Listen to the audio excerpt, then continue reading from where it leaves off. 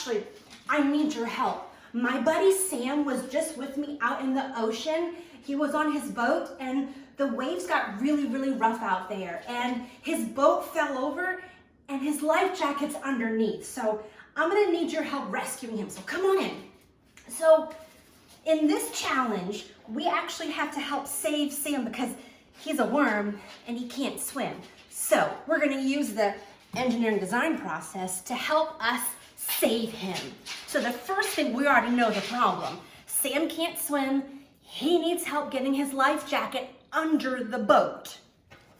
So let's talk about solutions. What can we do to help save him? Good thing is I have some materials for us. This is our buddy Sam. Sam's our worm. So what we have to look at here is with the supplies that we have. Again, the great thing with this scenario is you can use things just from your household. So what you see here are just some things I had around my house. This is his life jacket, which is a gummy lifesaver. I also need to think about how can I save him with the boat. So in this scenario, you can either use a cup for the boat. So think about this.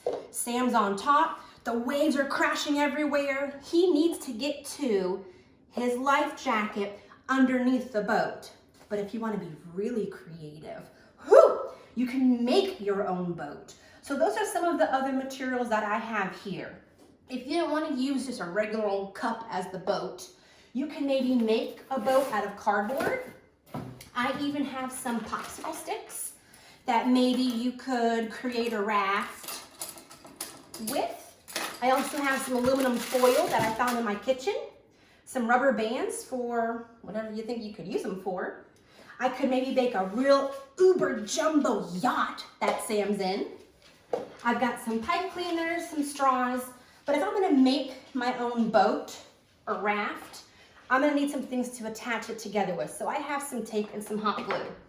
Now, the materials I have here are not the ones that you have to use. The great thing about the engineering design process is you can use whatever materials you have to solve the problem. So planning my solutions, I know the materials that I have. I want to make a model, but there's one problem.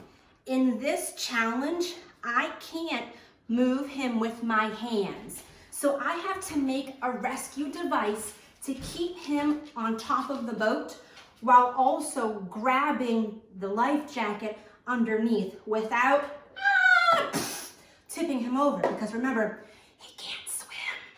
So those are other materials that we need to think about. What do we have in our house that we could make a rescue device with? And what's something we can use to help keep him safe while we're trying to get the life jacket? So some other things, like I said, I have straw. I have some Chanel, or the pipe cleaners. I also found I have some paper clips and I have rubber bands. But if there's other things that you have that you can think would be a good tool to use, go for it. So the challenge here is once we actually make our model, we need to test it. So for me, I actually have my setup already ready to go. And remember, as we're going through this process, it's not in a line. If something doesn't work, we fix it. We make a new solution to the problem.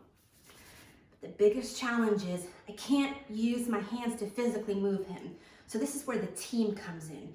Your team needs to come together and figure out how we can all use the materials that we have to get the life jacket from underneath the boat. Come closer.